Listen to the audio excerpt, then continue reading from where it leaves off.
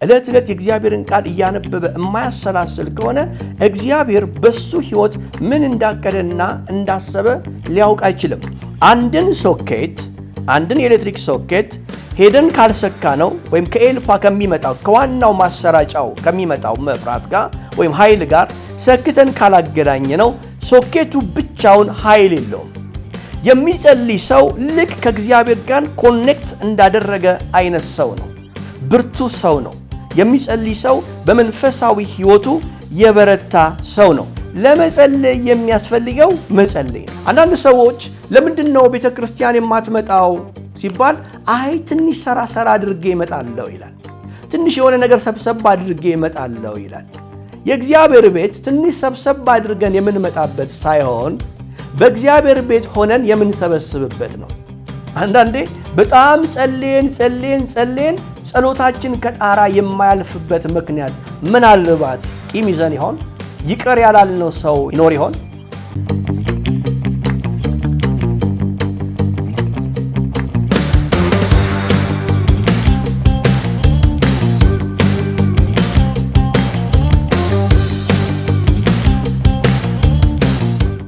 በናዝሬቱ በጌታ በኢየሱስ ክርስቶስ ስም ሰላም እላችኋለሁ። ይህ በኪንግደም ላይት ሚኒስትሪ በጂኤምኤም ቴሌቪዥን የሚተላለፍላችሁ ፕሮግራም ነው። ዛሬ የእግዚአብሔርን ቃል የማካፍላችሁ መንፈሳዊ ህይወታችን የሚደክምበት የሚቀዛቀዝበትን ምክንያቶች ነው የምናየው። እንዲሁም ደግሞ መፍትሄዎቹንም ደግሞ አብረን የምንመለከት ይሆናል። ብዙ ጊዜ መንፈሳዊ ህይወታችን ሲደክም ስንዳከም እናያለን እና ምክንያቶቹ ምን እንደሆነ ምናልባት በውል ላናውቃቸው እንችላለን። ዛሬ በመንፈሳዊ ህይወታችን ለምን እንደምንደክም ለምን እንደምንቀዛቀዝና ከእንደገና ደግሞ እንዴት መንፈሳዊ ሰዎች እንዴት በመንፈስ የተጋጋልን መሆን እንዳለብን የምንመለከት ይሆናል። ከዛ በፊት ግን እግዚአብሔር ደግሞ በቃሉ እንዲናገረን አብረን እንጸልይ። የዘላለም አባት እግዚአብሔር ሆይ በናዝሬቱ በጌታ በኢየሱስ ክርስቶስ ስም እጅግ አድርገን እናመሰግንሃለን። በነገር ሁሉ የምታግዘን አቤቱ እግዚአብሔር ሆይ በወደቅን ጊዜ ያነሳህን በታመምን ጊዜ ደግሞ የፈወስከን የምትጠብቀን አምላካችን በናዝሬቱ በጌታ በኢየሱስ ክርስቶስ ስም እጅግ አድርጌ አመሰግንሃለሁ።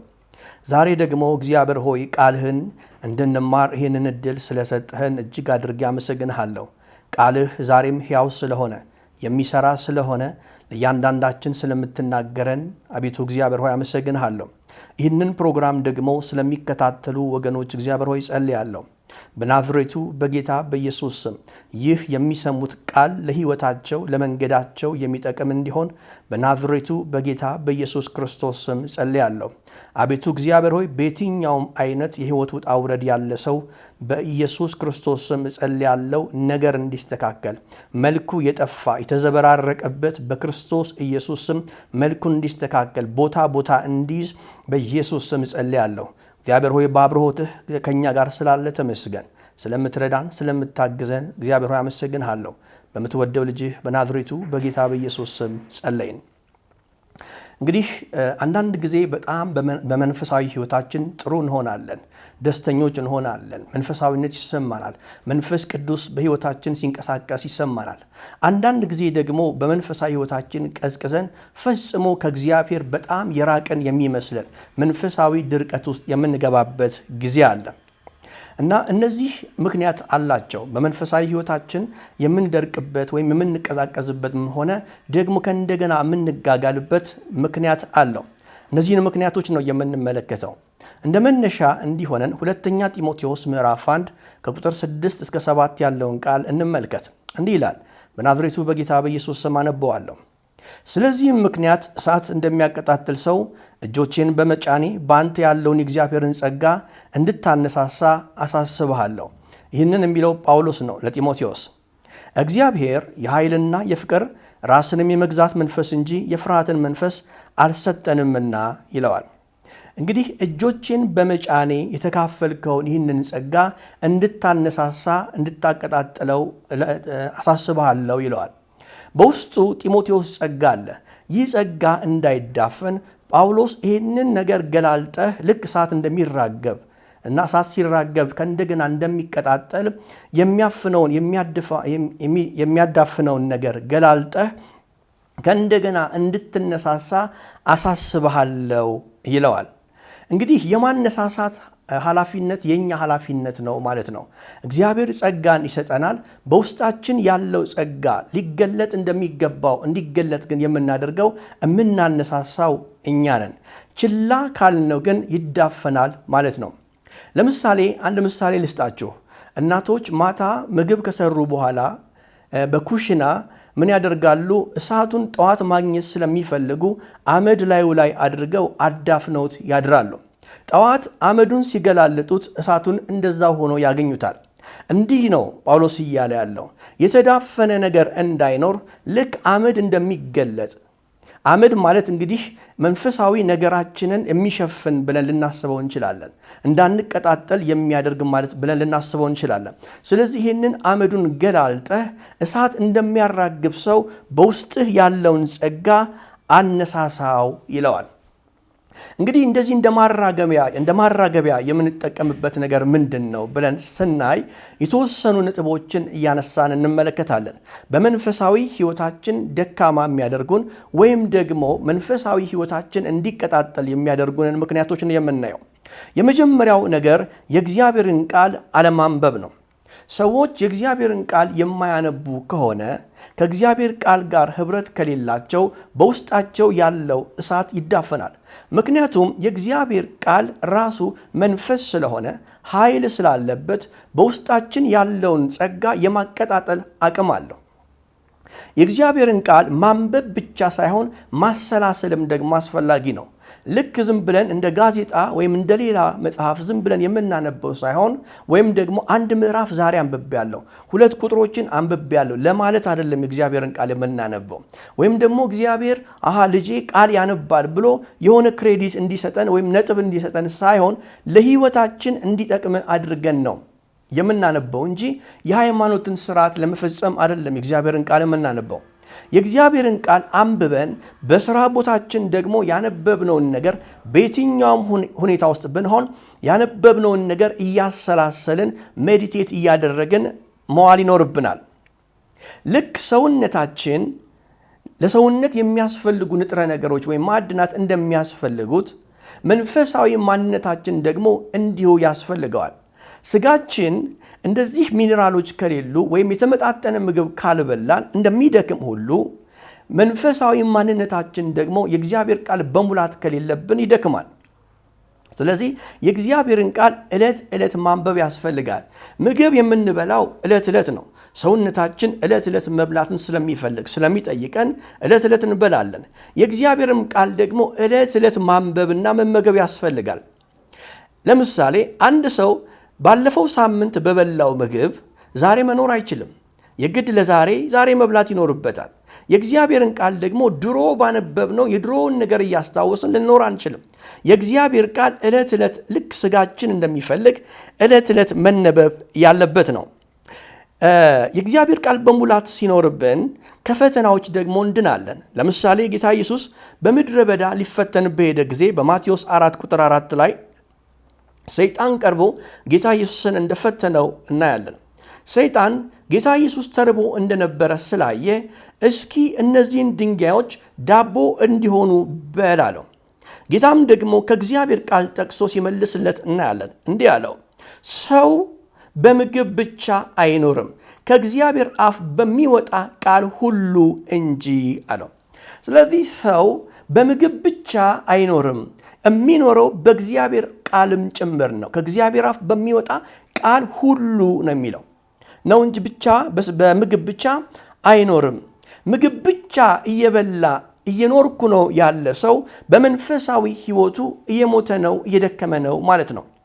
ስለዚህ ማመዛዘን ያስፈልጋል፣ ወይም ባላንስ መስራት ያስፈልጋል። ለስጋችንም ለመንፈሳችንም ባላንስ ልንሰራ፣ ሚዛን ልንሰራ ያስፈልጋል። ሰው ስጋውን ብቻ ቢንከባከብ በስጋው የተመቸው በመንፈሱ ግን የከሳ ሰው ይሆናል። በመዝሙረ ዳዊት ምዕራፍ 119 ቁጥር 9 እስከ 11 ያለውን ቃል ደግሞ እንመልከት። እንዲህ ይላል፣ ጎልማሳ መንገዱን በምን ያንጻል? ቃልህን በመጠበቅ ነው ይላል። በፍጹም ልቤ ፈለግሁህ፣ ከትእዛዝህ አታርቀኝ። አንተን እንዳልበድል ቃልን በልቤ ሰወሩህ ይላል።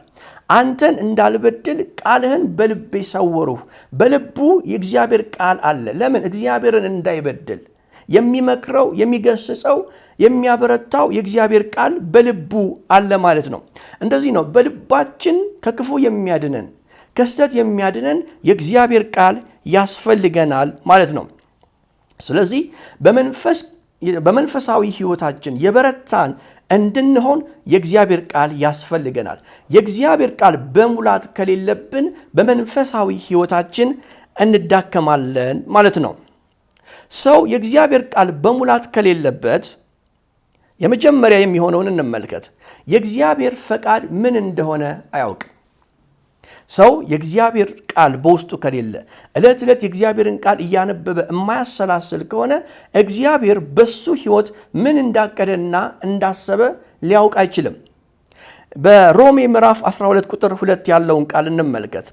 የእግዚአብሔርን ፈቃድ እርሱም በጎና ደስ የሚያሰኝ ፍጹምም የሆነውን ነገር ምን እንደሆነ ፈትናችሁ ታውቁ ዘንድ በልባችሁ መታደስ ተለወጡ እንጂ ይህንን ዓለም አትምሰሉ ይላል። ምን ይላል? የእግዚአብሔርን ፈቃድ ይልና እርሱም በጎ ደስ የሚያሰኝ ፍጹም። የእግዚአብሔር ቃል እንግዲህ እንደዚህ ነው። ምንድነው? በጎ ነው፣ ደስ የሚያሰኝ ነው፣ ፍጹም ነው። ይህ በጎ ደስ የሚያሰኝና ፍጹም የሆነውን የእግዚአብሔርን ሐሳብ ግን ሰው ለመረዳት የእግዚአብሔርን ቃል ሊያውቅ ይገባል። በልቡ መታደስ ሊቀየር ያስፈልጋል ማለት ነው። በልቡ መታደስ ወይም በአእምሮ መታደስ የሚለወጠው የእግዚአብሔርን ቃል ሲሰማ፣ የእግዚአብሔርን ቃል ሲያነብ ነው ማለት ነው። ምክንያቱም የእግዚአብሔር ቃል የማጠብ የማንጻት አቅም ስላለው፣ የማደስ አቅም ስላለው ማለት ነው። ያለበለዚያ የእግዚአብሔርን ሐሳብ ስለማያውቅ ሰው ሊስት ይችላል ማለት ነው። እግዚአብሔር የጨከነበት ሊመስለው ይችላል። እግዚአብሔር ለእርሱ በጎ ሐሳብ፣ ደስ የሚያሰኝና ፍጹም ሐሳብ እያለው እግዚአብሔር ረስቶኛል ይላል። ለምን? እግዚአብሔር እንደረሳው ስለሚሰማው፣ በመንፈሳዊ ሕይወቱ ስለተቀዛቀዘ የተረሳ ስለሚመስለው ማለት ነው። እንግዲህ በመጀመሪያ እንዳልኳችሁ ሰው የእግዚአብሔር ቃል ሙላት ከሌለበት የእግዚአብሔርን ፈቃድ፣ የልቡን ሐሳብ ሊረዳ አይችልም። በሁለተኛ ደግሞ ሰው የእግዚአብሔር ቃል በሙላት ከሌለበት ለስህተት ትምህርት ሊጋለጥ ይችላል። እንግዲህ ለምሳሌ የተለያዩ ትምህርቶች በሚዲያ እንሰማለን። ራሳችንን የቻል እንደሆነ የሚነግሩን፣ እግዚአብሔር እንደማያስፈልግ ብዙ አይነት ትምህርቶች፣ ብዙ አይነት ፍልስፍናዎች በአየሩ ላይ አሉ። ስለዚህ ሰው የእግዚአብሔር ቃል በሙላት ከሌለበት አንዱ መጥቶ እንደዚህ እኮ እንደዚህ ነው ሲለው ኧረ እባክህ ብሎ ደግሞ ወደዛ ይሄዳል። ይሄኛውም ሳብ ያደረገውና እንደዚህ እኮ ነው ብሎ የሆነ ነገር ሲነግረው ወደዚህኛው ይሄዳል። ስለዚህ በንፋስ እንደሚወሰድ ወደዚያና ወደዚህ ይላል ማለት ነው። አቋም አይኖረውም። ምክንያቱም የሚያቆመው የሚያጠነክረው የእግዚአብሔር ቃል በሙላት ስለሌለበት ማለት ነው። እስኪ ኤፌሶን ምዕራፍ 4 ቁጥር 14 ያለውን ቃል እንመልከት። እንደ ስህተት ሽንገላ ባለ ተንኮል በሰዎች ማታለል ምክንያት በትምህርት ነፋስ ሁሉ እየተፍገመገምን ወዲያና ወዲህ እየተንሳፈፍን ሕፃናት መሆን ወደፊት አይገባንም ይላል። ወዲህና ወዲህ እየተንሳፈፍን በምን? በትምህርት ንፋስ። ብዙ አይነት የትምህርት ንፋስ በከተማ ላይ አለ፣ በሀገሩ ላይ አለ። ስለዚህ የሰማናቸው ነገሮች ሁሉ ወዲህና ወደዚህ እንዳይወስዱን የእግዚአብሔር ቃል አጽንቶ እንዲያቆመን፣ በመንፈሳዊ ሕይወታችን እንዳንደክም እንዳንስት የእግዚአብሔር ቃል በሙላት ሊኖርብን በየቀኑ ቃሉን ልናነብ ያስፈልጋል። አንድ ሰው አይ እኔ ማንበብ አልችልም፣ ደግሞ የማንበቢያም ጊዜም የለኝም፣ የሥራ ሁኔታዬም አይፈቅድልኝም ቢል ምን ማድረግ አለበት ብለን ካሰብን ዘመኑ ይመቻል። አሁን መጽሐፍ ቅዱስ በድምፅ አለ፣ በኦዲዮ አለ። ሥራ እየሰራን በጆሮአችን ላይ ኢርፎን አድርገን መስማት እንችላለን፣ ወይም ደግሞ በካሴት መስማት የተቀዳውን መስማት እንችላለን። እና ምንም አይነት ማመካኛ የለንም። የእግዚአብሔርን ቃል የምሰማበት የማነብበት ምቹ ሁኔታ አይደለውም ልንል አንችልም። ምቹ የሚያደርገው ብዙ የቴክኖሎጂ አማራጮች ስላሉ ማንበብ እንኳን የማይችል ሰው ማዳመጥ መስማት ይችላል ማለት ነው። ሶስተኛ የእግዚአብሔር ቃል በሙላት እንዲኖርብን የሚያስፈልገው እምነት እንዳይጎለን ነው። የእግዚአብሔር ቃል በውስጣችን ካለ የእምነት ሰዎች ነው የምንሆነው። ምክንያቱ ለምንድን ነው ብላችሁ ከጠየቃችሁ በሮሜ 10:17 ያለውን ቃል እንመልከት። እንዲህ ይላል፣ እምነት ከመስማት ነው፣ መስማትም በእግዚአብሔር ቃል ነው ይላል። እምነት የሚመጣው ከምንሰማው ነው።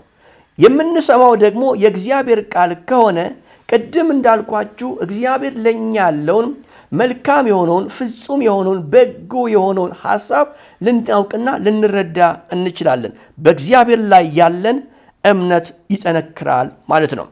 ስለዚህ የእግዚአብሔር ቃል በሙላት ከሌለብን በመንፈሳዊ ሕይወታችን እንደርቃለን፣ እንደክማለን፣ እንቀዛቀዛለን። የእግዚአብሔር ቃል ግን የምናነብ ከሆነ የምናደምጥ ከሆነ የምናሰላስል ከሆነ ብርቶችና ጥሩ መንፈሳዊ ሕይወት ይኖረናል። ሁለተኛው አለመጸለይ ነው። ሰው የማይጸልይ ከሆነ እንግዲህ ጸሎት ከእግዚአብሔር ጋር የምንነጋገርበት ኮሙኒኬት የምናደርግበት ከእግዚአብሔር ጋር አብረን የምናሳልፍበት እግዚአብሔር በረከት አድርጎ የሰጠን ትልቅ በረከት ነው። እግዚአብሔርን ሰማይና ምድርን የሰራውን እግዚአብሔርን እንድናናግረው እንዲመልስልን እግዚአብሔር በረከት ነው የሰጠን። ጸሎት ትልቅ መሳሪያ ነው፣ ትልቅ በረከት ነው እግዚአብሔር ለኛ የሰጠን። ስለዚህ ሰው የማይጸልይ ከሆነ ልክ ትንፋሽ እንደሌለው ትንፋሽ እንዳጠረው ሰው ነው።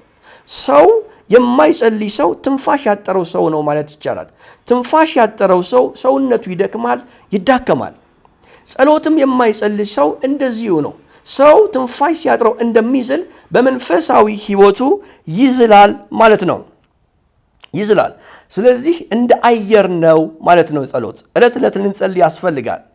ለምሳሌ የማይጸልይ ሰው በሕይወቱ የሚያጋጥመውን ወይም የሚሆንበትን ምልክቶች እንመልከት። አንደኛ በሕይወት በጣም መጨናነቅና ግራ መጋባት ውስጥ ይገባል። የማይጸልይ ሰው ይጨነቃል። ምክንያቱም የሚደገፈው ወይም ደግሞ ብሶቱንና ምሬቱን የሚናገርበት ቦታ ስለሌለው ሁሉን ነገር ተሸክሞ ስለሚይዝ መጨነቅና ግራ መጋባት የሕይወቱ መታወቂያ ይሆናል። እንዲህ ይላል በፊልጵስዩስ ምዕራፍ 4 ከቁጥር 6-7 ጌታ ቅርብ ነው። በጣም የሚገርም ቃል ነው። ጌታ ምንድን ነው? ቅርብ ነው። እንደ እግዚአብሔር ቅርብ የለም። አጠገባችን ከሚጠጋጉን ሰዎች በላይ ጌታ ቅርብ ነው። ከስትንፋሳችን በላይ እግዚአብሔር ቅርብ ነው። እንዲህ ነው ሲጀምር የሚለው ጌታ ቅርብ ነው። በነገር ሁሉ በጸሎትና በምልጃ ከምስጋናም ጋር በእግዚአብሔር ዘንድ ልመናችሁን አስታውቁ እንጂ በአንዳች አትጨነቁ። እግዚአብሔር በአንዳች አይደለም በብዙ በአንዳች እንድንጨነቅ አይፈልግም። ለምን? ጌታ ቅርብ ነው። ሸክማችንን ሊሸከም ጭንቀታችንን ሊወስድ እግዚአብሔር ቅርብ ስለሆነ ማድረግ ምንድን ነው ያለብን ብለን ስንጠይቅ በልመና በጸሎት አስታውቁ፣ ተናገሩ፣ ለእግዚአብሔር ንገሩት እንጂ ስለምን ትጨነቃላችሁ? መጨነቅ እግዚአብሔር ለኛ የሰጠን ነገር አይደለም። እግዚአብሔር እንድንጨነቅ አይፈልግም። በጸሎትና በምልጃ ግን እንድናሳውቀው ይፈልጋል። ስለዚህ የማይጸልይ ሰው በሕይወቱ ግራ መጋባትና ጭንቀት ውስጥ ስለሚገባ በመንፈሳዊ ሕይወቱ ይዳከማል። ሁለተኛ አላስፈላጊ ሸክምን ይሸከማል። የማይጸልይ ሰው አላስፈላጊ ሸክምን ነው የሚሸከመው። አንድ አጭር ታሪክ ልንገራችሁ። ሁለት መሐንዲሶች ከከተማ ውጪ የሆነ ፕሮጀክት ነበራቸው፣ ግንባታ አላቸው እና ያንን ሰርተው ወደ ማታ ወደሚኖሩበት ከተማ ከዛች ገጠር ከተማ በፒክአፕ መኪናቸው ወይም ከኋላ ክፍት በሆነ መኪናቸው ይመጣሉ። እየመጡ ሳለ አንድ ሰው እህል ተሸክሞ ወደ ከተማ ይመጣል ለመሸጥ እና ያዩትና ስላሳዘናቸው ከኋላ እንዲጫን ያደርጉታል፣ ከኋላ እንዲወጣ ያደርጉታል። ሰውየው ከኋላ ይወጣል እህሉን ተሸክመው እና ብዙ ከተጓዙ በኋላ እነሱ ጨዋታ ይዘዋል። መጨረሻ ላይ እንዴ ረስተው ስለነበረ ያ ሰውዬ ብለው ዞር ብለው በመስኮቱ ሲያዩት፣ በጀርባ ባለው መስታወት ሲያዩት ሰውየው እህሉን ተሸክሞ ነው የተቀመጠው። የአንዳንዶቻችን ሕይወት እንደዚህ ነው። እግዚአብሔር እንድናርፍ እንድንቀመጥ ሲጠራን ቃሉም እንደሚል እናንተ ሸክም የከበዳችሁ ወደ እኔ ኑ እኔም አሳርፋችኋለሁ ነው የሚለው ቃል። እግዚአብሔር እንድናርፍ ሲፈልግ መተን ከነሸክማችን ተቀምጠናል።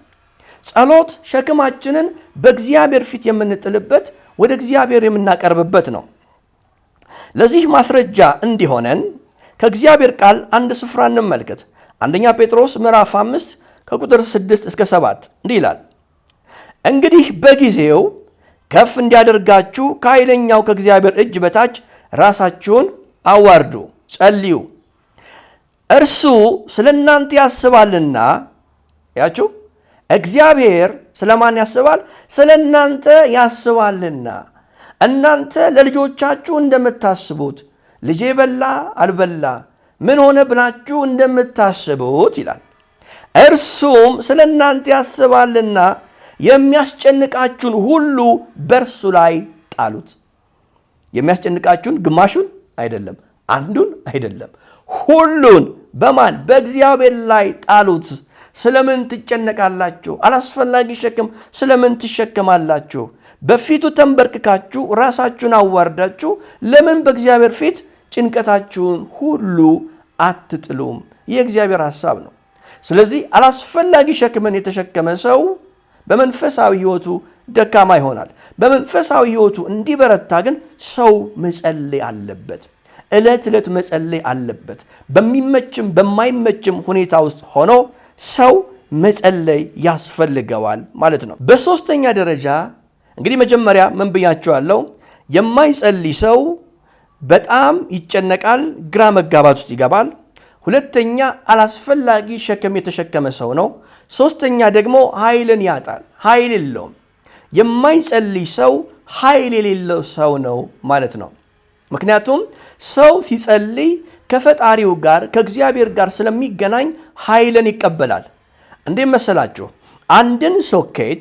አንድን የኤሌክትሪክ ሶኬት ሄደን ካልሰካ ነው ወይም ከኤልፓ ከሚመጣው ከዋናው ማሰራጫው ከሚመጣው መብራት ጋር ወይም ኃይል ጋር ሰክተን ካላገናኘ ነው ሶኬቱ ብቻውን ኃይል የለውም። የሚጸልይ ሰው ልክ ከእግዚአብሔር ጋር ኮኔክት እንዳደረገ አይነት ሰው ነው፣ ብርቱ ሰው ነው። የሚጸልይ ሰው በመንፈሳዊ ሕይወቱ የበረታ ሰው ነው። በዮሐንስ ወንጌል ምዕራፍ 15 ቁጥር 5 ላይ ጌታ ኢየሱስ ሲናገር እንዲህ አለ፣ ያለ እኔ ምንም ልታደርጉ አትችሉም። ያለ እኔ ምንም ልታደርጉ አትችሉም። ጌታ ኢየሱስ እውነተኛ የወይን ግንድ እርሱ ነው። እኛ ደግሞ ቅርንጫፎች ነን። ቅርንጫፍ ያለ ግንዱ ኃይል ሊኖረው አይችልም። ሰው ያለ ኢየሱስ ምንም ሊያደርግ ስለማይችል ቅርንጫፍ ከግንዱ ጋር መጣበቅ እንዳለበት፣ ልክ እንዳልኳችሁ ደግሞ ሶኬት ከኃይል ጋር መሰካት እንዳለበት፣ እንዲሁ ሰዎች በጸሎት ከአምላካቸው ጋር ኮኔክት ማድረግ አለባቸው። ያን ጊዜ ኃይልን ይቀበላሉ። የማይጸልይ ሰው ኃይል አይኖረውም። በመንፈሳዊ ሕይወቱ የተዳከመ ይሆናል። የሚጸልይ ሰው ግን የበረታ ይሆናል። ታዲያ ለመጸለይ ምን ላድርግ? ብዙዎቻችን መጸለይ እንቸገራለን። መንበርከክ እንኳን ያቀተናል። ዕቃ የወደቀብንን ዕቃ ለማንሳት በቀላሉ እንበረከካለን። ለመጸለይ ግን ጉልበታችን እሺ አይለንም። ይሄ የብዙ ሰዎች ችግር ነው። ፈጽሞ መጸለይ ተራራ የሚሆንባቸው ብዙ ሰዎች አሉ። በቤተ ክርስቲያንም የጸሎት ህብረት ነው ደካማው ህብረት። የመዝሙር ኮንሰርት በጣም ብዙ ሰዎች የሚሄዱበት ነው። የጸሎት ኮንሰርት ቢባል ማንም ሰው መሄድ የለም። ጸሎት ግን እግዚአብሔር ለቤተ ክርስቲያን፣ ለሰው ልጆች፣ ለምእመናን የሰጠው ትልቁ በረከት ነው። ሰዎች ከእግዚአብሔር ጋር የሚገናኙበት የሚያወሩበት ነው። ታዲያ ለመጸለይ ምንድን ነው ማድረግ የሚኖርብኝ? ካልጸለይኩኝ በመንፈሳዊ ሕይወቴ ደክማለሁ። ምን ላድርግ ካላችሁ ለመጸለይ የሚያስፈልገው መጸለይ ነው። ለመጸለይ መጸለይ ነው የሚያስፈልገው። እግዚአብሔር እንዲረዳን መጸለይ። እንዴት? ለምሳሌ መንበርከክ ካቃታችሁ በጀርባችሁ መሬት ላይ የተንከባለላችሁ ጌታ ሆይ መጸለይ አቅቶኛል እርዳኝ። ይሄ ጸሎት ነው። ለመጸለይ ግዴታ የሚያስፈልገው መጸለይ ነው። ለመዋኘት የሚያስፈልገው ውሃ ውስጥ መግባት ነው። ውጭ ላይ ሆኖ አልችልም እኮ ውሃውን እያየ ወይኔ ብችል እኮ አይቻልም። የግድ ውሃ ውስጥ መግባት ግዴታ ነው ለመዋኘት። ለመጸለይም እንደዚሁ ነው። ወይኔ መጸለይ ብችል እኮ በቃ ብሎ ነገር የለም። ለመጸለይ መጸለይ ነው የሚያስፈልገው። እርዳኝ ብሎ መጸለይ፣ መጸለይ አልችልም ብሎ መጸለይ፣ አቅቶኛል ብሎ መጸለይ፣ ጌታ ሆይ ብርቱ ጸላይ እንደሆን እርዳኝ ብሎ መጸለይ። ጸሎት እንዲቀለን ወይም ደግሞ ጸሎት ጥሩ እንዲሆንልን ምንድነው ማድረግ ያለብን የሚሉትን ነጥቦች እንመልከት። አንደኛው የጸሎትን ሰዓት መወሰን። ጸልዮ መጀመሪያ እግዚአብሔር ሆይ በቃ በቀን ውስጥ ይሄን 24 ሰዓት እግዚአብሔር ሰጥቶናል። 24 ሰዓት ለሁላችንም የተሰጠን፣ ለሕፃን ልጅ፣ ለአዋቂ፣ ለሽማግሌ፣ ለሀብታም፣ ለድሃ፣ ለተማረ፣ ላልተማረ፣ ለሁሉም ለፍጥረት ሁሉ እግዚአብሔር 24 ሰዓትን እኩል በረከት አድርጎ ሰጥቶናል። 12 ሰዓት የተሰጠው የለም፣ ትንሽ ሰዓት የተሰጠው የለም። ሁላችንም እኩል ሰዓት አለን። እንግዲህ ካለን 24 ሰዓት ውስጥ ለጌታ የሚሆን አንድ ሰዓት የለንም ወይ? አንድ ሰዓት እናጣለን ወይ ነው ጥያቄው። ስለዚህ ሰዓት እንወስናለን። ይህንን ሰዓት ለእግዚአብሔር እንነግረዋለን። ጌታ ሆይ በዚህ ሰዓት ከአንተ ጋር ማሳለፍ እፈልጋለሁ፣ መጸለይ እፈልጋለሁ፣ ይህንን ሰዓት ጠብቄ እንድጸልይ እርዳኝ ብለን እንጸልያለን። ለምሳሌ የዳንኤልን ታሪክ እንመልከት። ዳንኤል ምዕራፍ 6 ቁጥር 10 ላይ ዳንኤል በቀን 3 ጊዜ ይጸልያል እንደ አይሁድ ልማድ። ሰዓቱን አያልፍም። በዳንኤል ላይ የተገኘበት እንከን እንደምታስታውሱት ዳንኤል ይጸልያል ነው፣ ወደ አምላኩ ይጸልያል። በምን? በሰዓቱ። ሰዓቱን አያሳልፍም። በቀን ስንቴ ይጸልያል? 3 ጊዜ ይጸልያል። ስለዚህ እኛ በቀን አንድ ጊዜ መጸለይ አንችልም ወይ? በቀን አንድ ጊዜ መጸለይ አንችልም ወይ? በእርግጥ ጸሎት የግድ መንበርከክና ረዥም ሰዓት መንበርከክ ላይሆን ይችላል። ካልተመቸን በስራ ቦታም ሆነን እየሰራን በማይመችም በሚመችም ሁኔታ ሆነን ከጌታ ጋር ማውራት አንችልም ወይ? ደግሞ የምንበረከክበት ሰዓት ይጠፋል ብዬ አላስብም። ስፔሻል ኬዝ ካልሆነ ሌላ ችግር ውስጥ ያለ ሰው ካልሆነ በስተቀር ተንበርክከን መጸለይ የምንችልበት ጊዜ እናጣለን ብዬ አላስብም። እስኪ በኤፌሶን ምዕራፍ 8 ቁጥር 18 ላይ ያለውን ቃል ደግሞ እንመልከት። ይሄ ደግሞ የሚያሳየን የመጀመሪያው ለጸሎት ሰዓት መወሰን ነው። ሁለተኛው ደግሞ ጸሎታችንን የተለያየ እንዲሆን ማድረግ፣ በብዙ ጉዳዮች መጸለይ። አሁን ብዙዎቻችን የምንጸልየው የምንፈልገው የሆነ ችግር ኖሮን ለዛ ችግር እግዚአብሔር መልስ እንዲሰጠን ነው። ወይ ችግር ውስጥ ገብተናል፣ ከዛ ችግር እንዲያወጣን ነው የምንፈልገው። ጸሎት ግን በጣም ሰፊ ስለሆነ ሰፊ የሆነውን ነገር የምንጠቀም ከሆነ ጸሎት መጸለይ እንችላለን። እስኪ በኤፌሶ ምዕራፍ 6 ቁጥር 18 ላይ ያለውን ቃል እንመልከት። በጸሎት በልመናም ሁሉ ዘወትር ነው የሚለው። የሚገርመው ዘወትር በመንፈስ ጸልዩ። በምን ጸልዩ? በመንፈስ። ምክንያቱም መንፈስ ወደሆነ ጌታ ስለምንጸልይ በመንፈስ ጸልዩ። በዚህም ሐሳብ ስለ ቅዱሳን ሁሉ፣ አያችሁ፣ ስለ ራሳችን ብቻ ሳይሆን ስለ ቅዱሳን ሁሉ እየለመናችሁ በመጽናት ሁሉ ትጉ ይላል። ዘወትር እንድንጸልይ። ለማን? ለቅዱሳን እንድንጸልይ፣ ለሀገራችን እንድንጸልይ። በዝማሬ መዘመር ይቻላል። ጸሎት መዝሙር ከፍተን ወይም ደግሞ እየዘመርን ረዥም ሰዓት መጸለይ እንችላለን። እግዚአብሔርን ማምለክ እንችላለን ተንበርክከን። ከዛ ደግሞ ንስሐ መግባት እንችላለን። ስለ ሰዎች መማለድ እንችላለን። ስለ ሀገራችን መጸለይ እንችላለን። ስለሚጠሉን ሰዎች፣ ስለማይወዱን ሰዎች መጸለይ እንችላለን። አያቸው። እንደዚህ ስለሆነ ወንጌል እየለመንን ስለ ሰዎች እየጸለይን ስለ ሀገራችን እየጸለይን ንስሐ እየገባን ሰፊ ሰዓት በእግዚአብሔር ፊት ማሳለፍ እንችላለን። ሶስተኛው ሐሳብ ያለማቋረጥ መጸለይ ነው። እንግዲህ እነዚህን ነገሮች ካደረገን በመንፈሳዊ ሕይወታችን ብርቱዎች እንሆናለን። እነዚህን ነገሮች ደግሞ ችላ የምንል ከሆነ በሕይወታችን የደረቀ ወይም ደግሞ የቀዘቀዘ ክርስቲያን እንሆናለን። ደካማ ሕይወት ያለው መንፈሳዊ ሕይወቱ የደከመ ሰው ነው ምን ሆነው። ጌታ ኢየሱስ በሉቃስ 11 ቁጥር 9 ላይ እንዳስተማረን ጸሎታችን እስኪመለስ ደግሞ እንጸልያለን። ለምሳሌ ለምኑ ስላለን መለመናችንን እንቀጥላለን እስኪመለስልን ድረስ። ፈልጉ ስላለን መፈለጋችንን እንቀጥላለን እስክናገኘው ድረስ። አንኳኩ ይከፈትላችኋል ስላለን ደግሞ እያንኳኳን እንቀጥላለን እስኪከፈትልን ድረስ ማለት ነው። ጸሎት የሆነ ጊዜ ጀምረ ነው የሆነ ጊዜ የምንተው ሳይሆን የህይወት ዘመን በረከት ነው። በህይወት ዘመናችን ሁሉ በሚመችም በማይመችም ውስጥ ሆነን ወደ እግዚአብሔር የምንነጋገርበት የእግዚአብሔርን ድምፅ የምንሰማበት እግዚአብሔር በረከት አድርገው እየሰጠን ነው ማለት ነው። እንግዲህ ሁለት ነገሮችን አይተናል። አንደኛ ሰው በመንፈሳዊ ሕይወቱ እንዲደክም የሚያደርገው የእግዚአብሔርን ቃል የማያነብ የማያሰላስል ከሆነ ነው። ሁለተኛ ደግሞ የማይጸልይ ከሆነ ነው። የእግዚአብሔርን ቃል በሙላት ካለበት በመንፈሳዊ ሕይወቱ ይበረታል። በጸሎት ደግሞ የተጋ ከሆነ በመንፈሳዊ ሕይወቱ ይበረታል። ሶስተኛው መንፈሳዊ ውጊያ ነው። ክርስቲያን መንፈሳዊ ውጊያ እንዳለበት ማመን ያስፈልጋል። ምክንያቱም ተደላድለን ልንቀመጥ አይደለም። ውጊያ እንዳለ፣ የማይተኛ ጠላት እንዳለን ማወቅ ያስፈልጋል። ይህንን ደግሞ እንድንዋጋ መጽሐፍ ቅዱስ ይናገራል። ለምሳሌ በአንደኛ ጴጥሮስ ምዕራፍ 5 ቁጥር 8 ላይ እንዲህ ይላል፣ በመጠን ኑሩ። አያችሁ፣ በምን ኑሩ? በመጠን ኑሩ። ንቁ ይላል። ንቁ፣ የነቃን እንድንሆን። ንቁ ማለት የነቃ ሰው፣ ለምሳሌ መርካቶ የሚሄድ ሰው ንቁ መሆን ያስፈልገዋል። ነቅቶ መራመድ ያስፈልገዋል። ቦርሳውን ዝም ብሎ ከርፈፍ አድርጎ የሚሄድ ሰው በሌቦች ጉዳት ይደርስበታል። ስለዚህ ነቅቶ ዙሪያውን እያየ ነው የሚሄደው። ያልነቃ ሰው በሌባ ይሰረቃል። ስለዚህ ልክ መርካቶ ሰው ሲሄድ ንቁ ሆኖ እየተጠራጠረ ዙሪያውን እያየ እንደሚሄድ ጠላቱን እንደዚሁ በንቃት እየተከታተለ ክርስቲያን እንዲሄድ ያስፈልጋል። ለዚህ ነው ጴጥሮስ ንቁ ያለው፣ እንዳንዘናጋ ማለት ነው። ባላጋራችሁ ዲያብሎስ የሚወጣውን ፈልጎ እንደሚያገሳ አንበሳ ይዞራልና።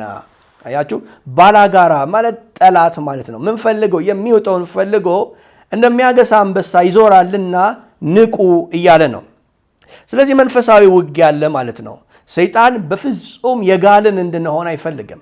መንፈሳዊ ሕይወታችን የተነቃቃ እንዲሆን አይፈልግም።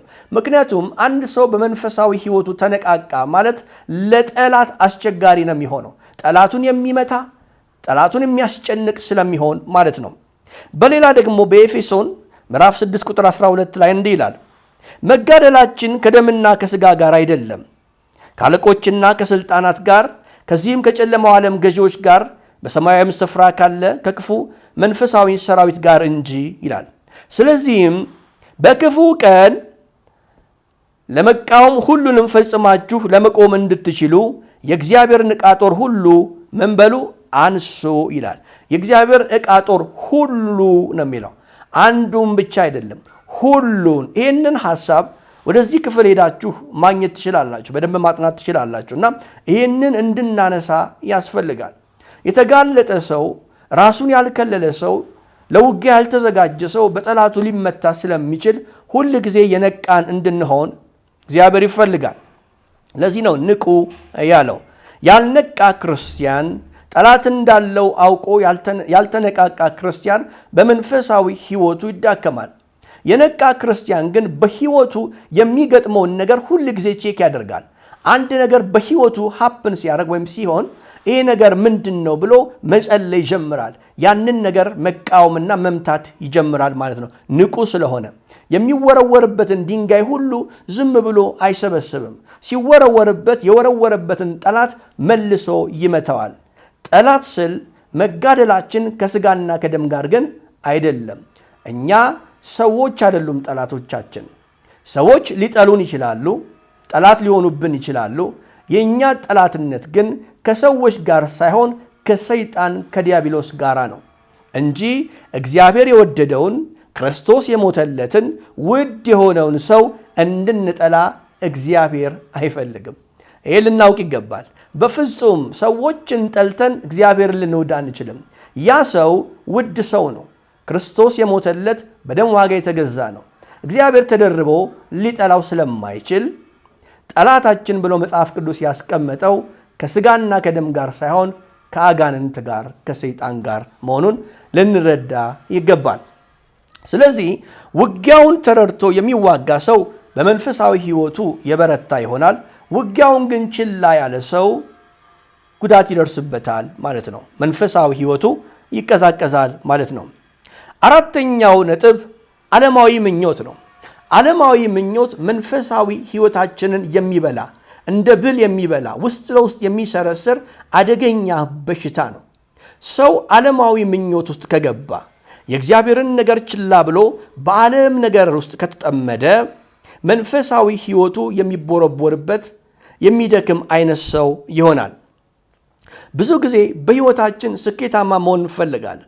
ስኬታማ መሆን የማይፈልግ ሰው የለም።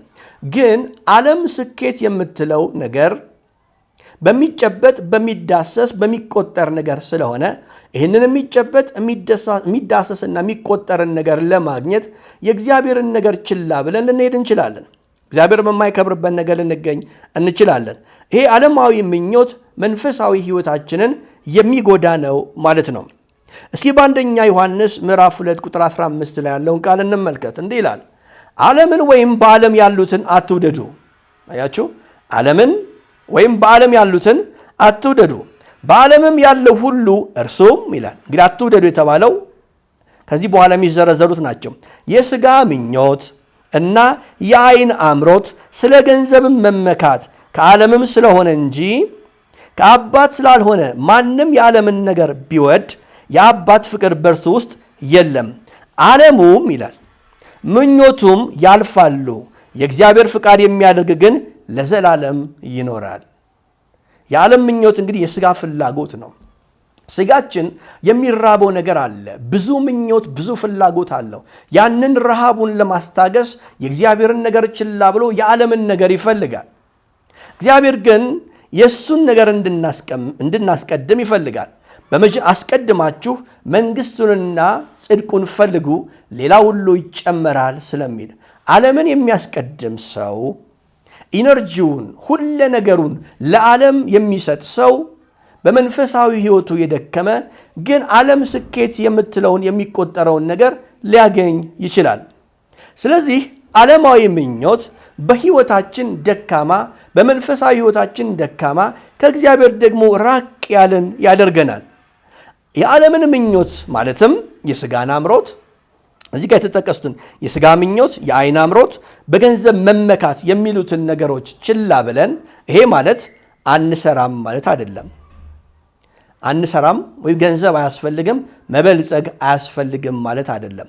ብልጽግናን ወይም የዓለምን ሲስተም ወዶ የእግዚአብሔርን ነገር ችላ ማለት ወይም ብልጽግናን እግዚአብሔር በማይከብርበት መንገድ መፈለግን ነው የዓለም የሚለው እንጂ መስራት መለወጥ ያስፈልጋል፣ እግዚአብሔርም የሚወደው ነገር ስለሆነ ማለት ነው። ስለዚህ ዓለማዊ ምኞት ሕይወታችንን የሚጎዳ መንፈሳዊ ነገራችንን የሚያዳክም ነገር ነው። አንዳንድ ሰዎች ለምንድን ነው ቤተ ክርስቲያን የማትመጣው ሲባል አይ ትንሽ ሰራ አድርጌ እመጣለሁ ይላል። ትንሽ የሆነ ነገር ሰብሰብ አድርጌ እመጣለሁ ይላል። የእግዚአብሔር ቤት ትንሽ ሰብሰብ አድርገን የምንመጣበት ሳይሆን በእግዚአብሔር ቤት ሆነን የምንሰበስብበት ነው። ምክንያቱም የእግዚአብሔርን ነገር አስቀድመን ነው እንጂ የምንሰበስበው ሰብስበን አይደለም የምንመጣው።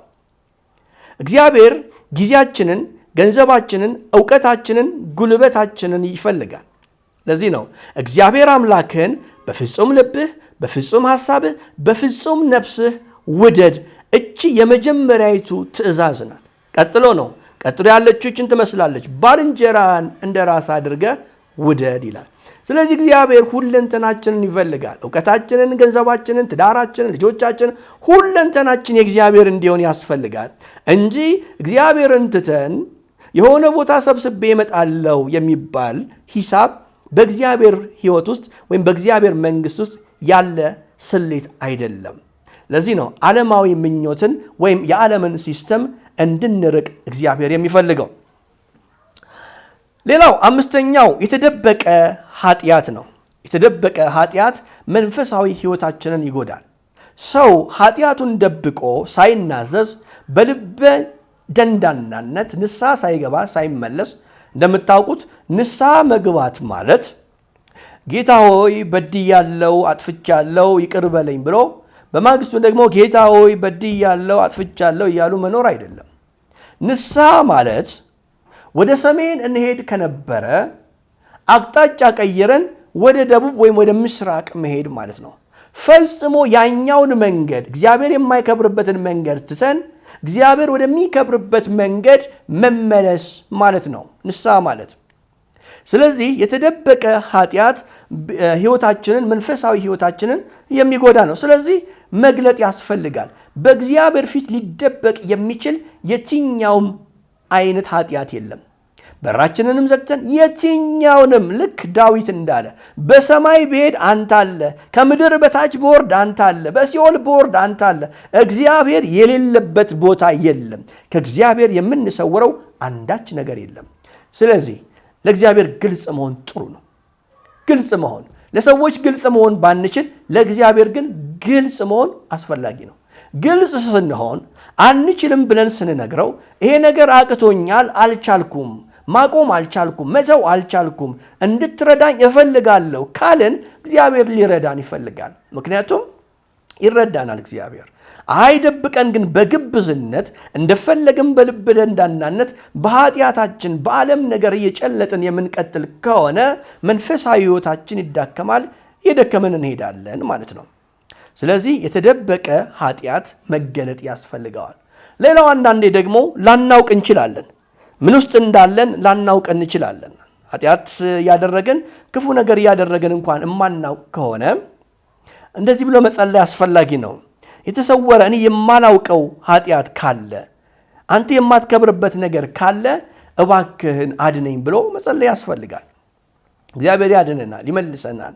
አንዳንዴ ሳናውቅ የምናረጋቸው ሰዎችን ልንጎዳ እንችላለን። ንግግራችን መራር ሊሆን ይችላል።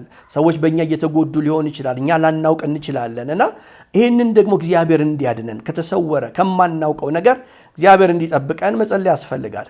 ይህን ሁሉ ካደረገን የምንመለስ ከሆነ ቅን ልብ ካለን፣ የሚመለስ ልብ ካለን እግዚአብሔር ከእንደገና እድልን ይሰጠናል። መንፈሳዊ ሕይወታችን ከእንደገና መንቀሳቀስ ማደግ ይጀምራል ማለት ነው። ለምሳሌ በመዝሙር 139 ከቁጥር 23 እስከ 24 እንዲህ ይላል፣ አቤቱ መርምረኝ፣ ልቤንም እወቅ፣ ፈትነኝም፣ መንገዴንም እወቅ፣ በደልንም በእኔ ውስጥ ብታገኝ እይ፣ የዘላለምን መንገድ ምራኝ ይላል። ዳዊት ምንድነው መዝሙረ ዳዊት ላይ የሚለው 139 ላይ አቤቱ መርምረኝ ይላል፣ እየኝ፣ ተመልከተኝ ይላል። እና እግዚአብሔር እንዲያየን፣ እንዲመለከተን፣ እንዲመረምረን ራሳችንን እጃችንን መስጠት ያስፈልጋል ማለት ነው። ስድስተኛው ይቅር አለማለት ወይም መራርነት ነው። መንፈሳዊ ሕይወታችንን ከሚጎዱት አንዱ ይቅር አለማለት፣ የበደሉንን ሰዎች ይቅር አለማለት፣ ቂም መያዝ መንፈሳዊ ሕይወታችንን ከሚቦረቡሩ ወይም ደግሞ ከሚጎዱ ነገሮች አንደኛውና ዋነኛው ነው። ይቅር አለማለት፣ ጠንካራ የሆነ ልብ፣ ሐዘን፣ ይሄ መንፈሳዊ ሕይወታችንን ይጎዳል። አንድ ሰው ምን ሲል ሰማሁት መሰላቸው? ቂም ይዞ ሰዎችን ይቅር አለማለት የሚጎዳው ይቅር ያላለውን ሰው እንጂ በዳዩን አይደለም። ምክንያቱም የሚጎዳው ያኛው በዳይማ ሄዷል፣ እግዚአብሔር ነው የሥራውን የሚሰጠው። ይሄኛው ግን በዛ ነገር እየተብሰለሰለ በደሉን እየቆጠረ ያስባል። እና ይሄ ማለት አለ ይቅር አለ ማለት አንድ ሰው መርዝ ጠጥቶ ሌላ ሰው እንዲሞት እንደመጠበቅ ነው አለ። ራሱ መርዝ ጠጥቶ ሌላ ሰው ይሞትልኛል ብሎ እንደመጠበቅ ነው አለ። ስለዚህ እንዲህ እንዳንጎዳ፣ ሕይወታችንም እንዳይጎዳ፣ መንፈሳዊ ሕይወታችንም እንዳይጎዳ ጌታ ኢየሱስ በመስቀል ላይ ሆኖ የበደሉትን ሰዎች የሚያደርጉትን አያውቁምና ይቅር በላቸው እንዳለ፣ እስጢፋኖስ እየወገሩት ሊሞት ባለበት ጊዜ ጮሆ ምሕረትን ለወጋሪዎቹ እንደለመነ ክርስትና ማለት የሚበድሉንን ይቅር ማለት ነው። የጌታን ጸሎት እንደምታስታውሱት አቤቱ ምንድን ነው የሚለው? የበደሉንን ይቅር እንደምንል በደላችንን ይቅር በለን ነው የምንለው። የበደሉንን ይቅር እንደምንል የበደሉንን ሰዎች ይቅር እንላቸው ነው የሚገባው። ጠላት ይኖራል። ሰዎች ሊጠሉን ይችላሉ፣ ሊጎዱን ይችላሉ። የጎዱንን ሰዎች ይቅር አልናቸው ማለት ከእነርሱ ጋር ሕይወታችን ይቀጥላል ማለት አይደለም። ለምሳሌ በጓደኝነት ቢሆን ጓደኛችን ቢበድለን ወይም ደግሞ ከሱ ጋር በጣም አብረን መሆን የማንችልበት ሁኔታ ከሆነ ከሱ መለየት ይቻላል፣ ግን ይቅር ማለት ይቻላል። ይቅር ማለት ሕይወት አብሮ ይቀጥላል ማለት አይደለም። ልብን ንጹህ ማድረግ፣ መገላገል፣ ይህንን ሸክም ከላያችን ላይ ማራገፍ ያስፈልጋል። አንዳንዶቻችን የያዝነው ቂም የዓመታት ሊሆን ይችላል። ምናልባትም ከልጅነት እስከ እውቀት ድረስ ይዘነው ያለነው ከባድ መራራ ነገር ይኖራል። ይሄ መራራ ነገር ሕይወታችንን እየጎዳው እኛን መንፈሳዊ ሕይወታችንን እያቀጨጨ ብዙ ዓመት ጎርቶናል። ይቅር ማለት እንኳን ካልቻለን ሁሉ ነገር ለእግዚአብሔር ስለሚቻል ለሰው የማይቻል ለእግዚአብሔር ይቻላል ተብሎ እንደተጻፈ እግዚአብሔር ሆይ ይቅር ማለት አልቻልኩም። ጉዳቴን ታውቃለህ፣ የተበደልኩትን በደል ታውቃለህ፣ እምባይን ታውቃለህ፣ ግን ይህን ሰው ይቅር ማለት አልቻልኩም። አቤቱ ጌታ ሆይ እርዳኝ ብለን ከተሸነፍን የት እንደገባ እስከማናውቅ ድረስ እግዚአብሔር ይረዳናል። ያን የተገላገለን ማለት ነው። ምክንያቱም ዕድሜ ልካችንን ያጎበጠንን ቂም እንገላገለዋለን ማለት ነው። ምክንያቱም ይሄ ነገር የሚጎዳን እኛን እንጂ ሰውየውን ስላይደለ፣ መርዙን የጠጣነው እኛ እንጂ፣ የምንሞተው እኛ እንጂ፣ ሕይወታችን የሚጎዳው እኛ እንጂ የበደለን ስላልሆነ ይህንን ነገር እንድንገላገል እግዚአብሔር እንዲረዳን መጸለይ ያስፈልጋል። ይሄ ነው መንፈሳዊ ሕይወታችንን የሚጎዳው።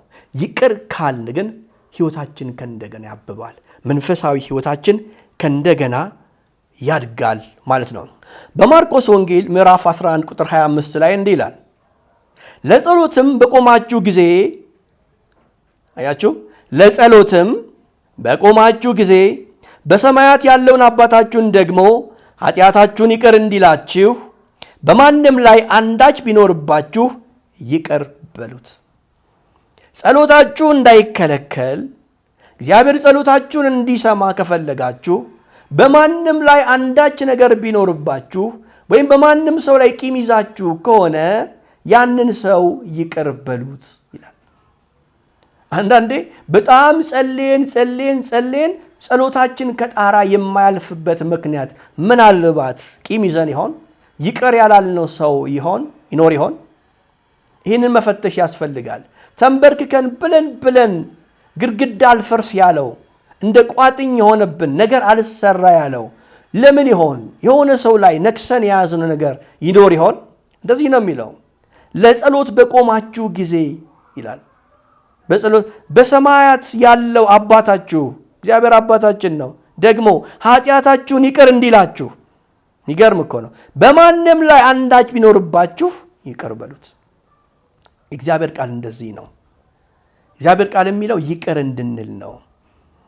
አንዳንድ ጊዜ የኛም ስብከቶች ችግር ያለባቸው ይመስለኛል። ስለሚጠሉን ሰዎች እንሰበካለን።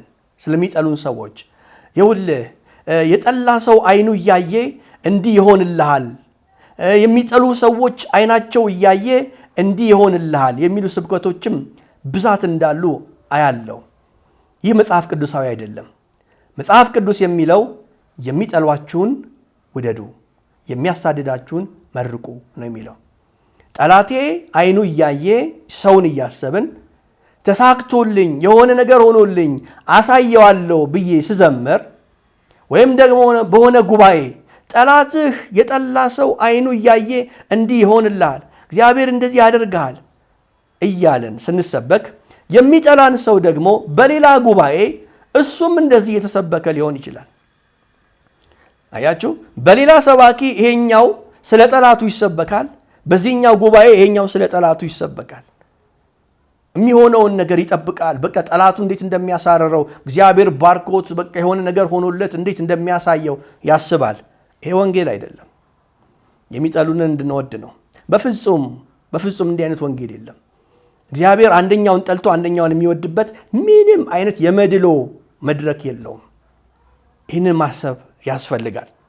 ሌላኛው የመጨረሻው ሰባተኛው ሐሳብ ከወገኖች ወይም ከቅዱሳን ጋር ህብረት ማድረግ ያስፈልጋል። ሰው ከህብረት ከተነጠለ ልክ ከመንጋው እንደተነጠለ አይነት ሰው በአውሬ እንደሚበላ እንደዛ ማለት ነው። ህብረት እግዚአብሔር ለሰዎች ልጆች የሰጠው በረከት ነው። እግዚአብሔር ማንም ሰው ብቻውን እንዲኖር ፈቃዱ አይደለም። ህብረት እንድናደርግ እግዚአብሔር ይፈልጋል። ምክንያቱም ጸጋ እንካፈላለን፣ አንዳችን ለአንዳችን እንጸልያለን፣ የእግዚአብሔርን ቃል እንሰማለን፣ ምክር እንሰማለን። ብረትን እንደሚስለው አንዳችንን እንስላለን። ስለዚህ ብቸኛ አድርጎ የሚያስቀር የእግዚአብሔር ቃል የለም። እግዚአብሔር በህብረት እንድንኖር ይፈልጋል። ለምሳሌ በዕብራውያን 10 ቁጥር 24 እስከ 25 ያለውን ቃል እንመልከት። በአንዳንዶች ዘንድ ልማድ እንደሆነው መሰባሰባችንን አንተው፣ እርስ በርሳችን እንመካከር እንጂ ይልቁንም ቀኑ ሲቀርብ እያያችሁ አብልጣችሁ ይህንን አድርጉ ይላል።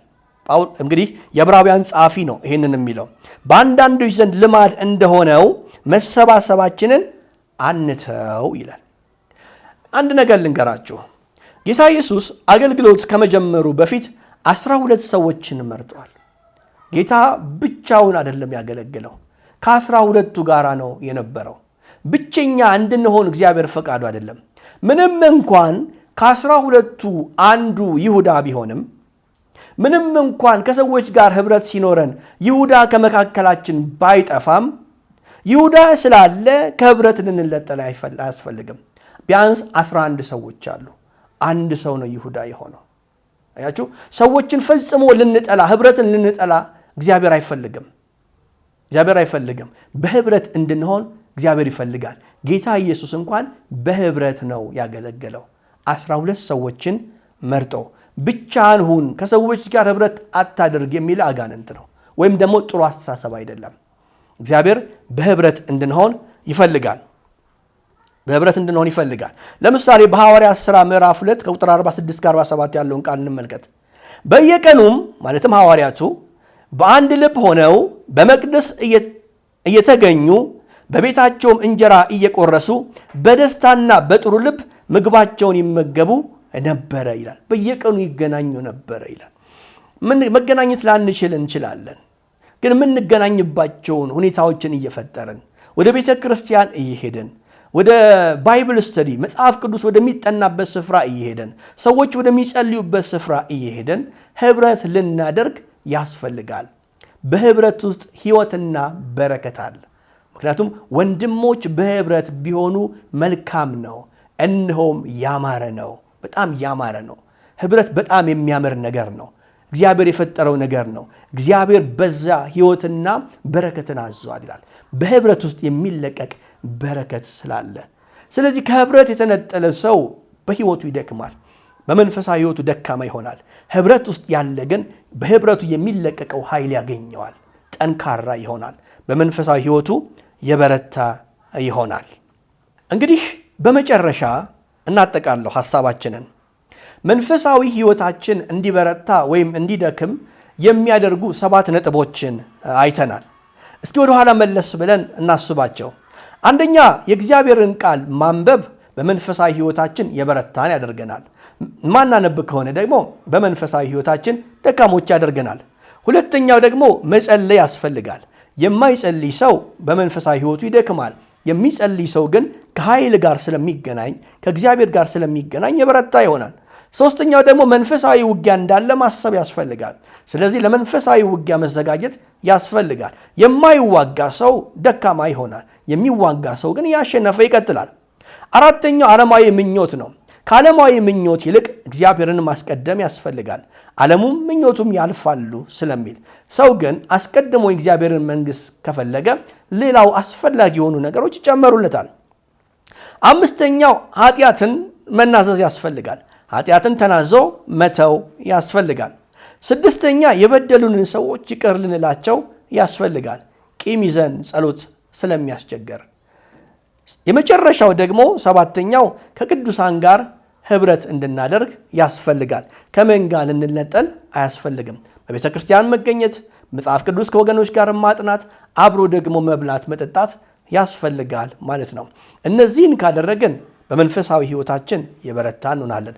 ከነዚህ ግን ከጎደልን ደካሞች ስለምንሆን፣ በጠላት ስለምንገኝ የበረታን እንድንሆን እነዚህን ነገሮች ጠንቅቀን ማወቅና ማድረግ ያስፈልገናል። ጌታ ኢየሱስ አብዝቶ ይባርካችሁ። ቻናላችንን ላይክ፣ ሰብስክራይብ፣ ሼር ማድረግን አትዘንጉ። አስተያየት ካላችሁ በኮሜንት ሴክሽን ገብታችሁ አስተያየታችሁን ልታሰፍሩ ትችላላችሁ።